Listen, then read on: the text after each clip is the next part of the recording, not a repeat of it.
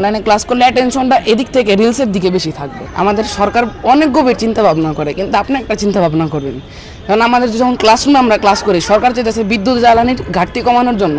যখন আমরা ক্লাসরুমে ক্লাস করতে থাকি, সাধারণত 5টা ফ্যান চলতেছে, 5টা ফ্যান বা 2টা লাইট, কিন্তু আমরা সাধারণত একটা শ্রেণীকক্ষে থাকি 60 জনে আমরা একজন শ্রেণীকক্ষে থাকি।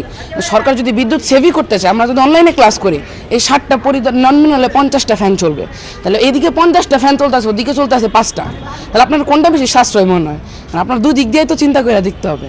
সাশ্রয় তো ক্লাসেই ক্লাস করা, নাহলে তো আপনার নতুন করে আপনার আরও 54টা, ধরেন 54 বা 50টা এরকম ফ্যান তো আপনার আবার চালাইতে হবে। তাহলে এদিকে বিদ্যুতের জ্বালানি সাশ্রয় কেমন হইতেছে? এই বাংলাদেশে যে জ্বালানি সংকট আছে, এটা কাটুক এবং সরকার চিন্তা করুক, সরকার গভীরভাবে চিন্তা করুক। সরকার আসলে অনেক চিন্তাই করে, কিন্তু আসলে বাস্তবধর্মী চিন্তা এটা তাদের মধ্যে নাই। এখন আপনি দেখেন, আপনি যদি বাসায় ক্লাস হয়, তাহলে আপনার বিদ্যুৎ অপচয় বেশি হবে, যেটা ক্লাসে করলে আরও কম হচ্ছে।